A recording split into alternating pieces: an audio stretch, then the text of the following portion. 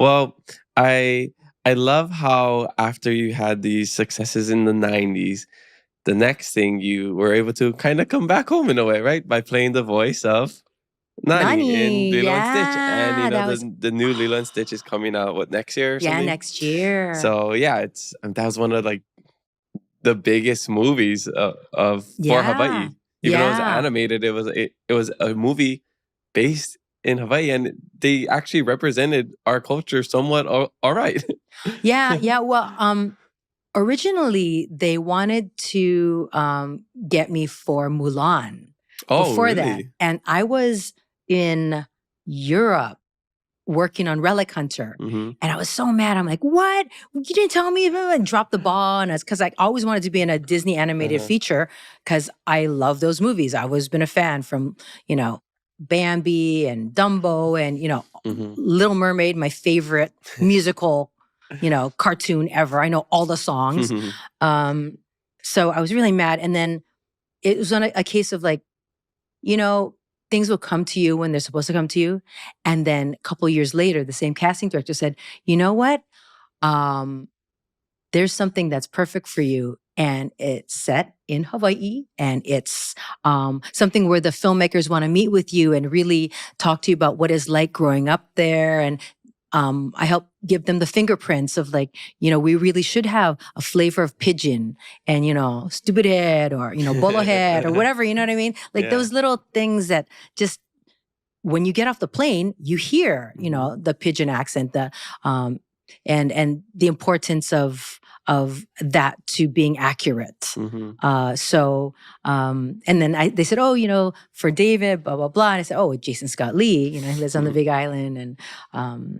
And so it was great getting to be involved with that from the ground up as Mhm. they're writing script and painting the world. And that took about 2 years to Mhm. work on that. And they followed me all around the world.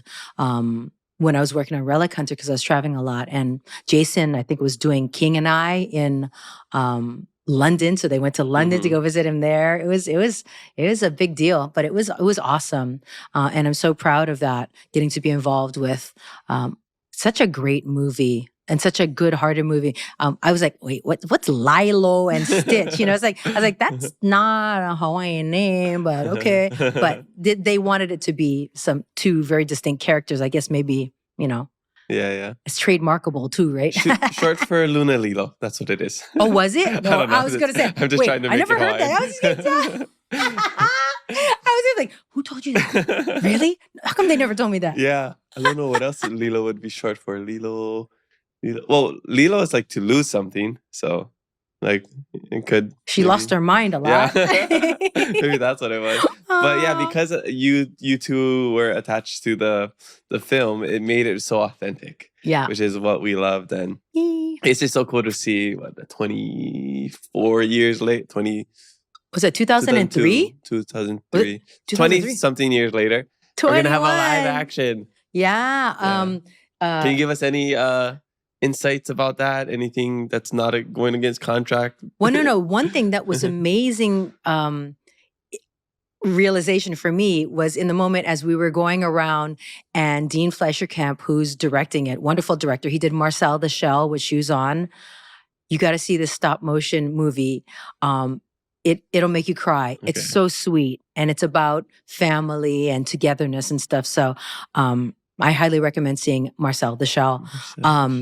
But Dean was taking us around and doing a tour of like the house, and this is where Tutu lives, and this is, where you live. And then he said, and here's the hammock where he said to Sydney, oh, this is where you sing Aloha Oi, blah, blah, blah. I said, oh yeah, that was my idea. And he goes, oh my gosh, that's right. I remember reading about that, blah, blah, blah.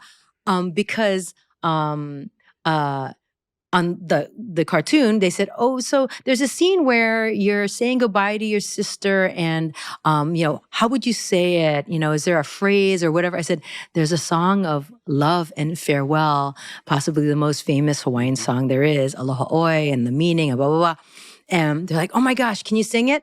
And so I sang it, and, they recorded it in the studio, and it made it into the movie. So I got to flash forward to, shooting the live action here as another character. I said, what about this and that I had contributed that to the movie, and it made me so happy because I got to sing in the movie. Oh, And it was that's so amazing having that. All of a sudden, 21 years went, wow, that was. So we can look forward to seeing that in the live action, you singing Aloha. Oh, no, I'm not singing it. Oh. I'm not singing it. Yeah, Sydney's singing it. But I love, being there in that moment and being reminded that I contributed in a meaningful way to this movie. It was nice. I thought you were saying that. I was thinking maybe they changed it a little bit where they still had you singing it as a different character. But I guess they're sticking to the. Yeah, no, it's got to be Sydney singing to her sister. Yeah. Okay. But yeah, it was great getting to see that legacy of my contribution, little contribution. Yes.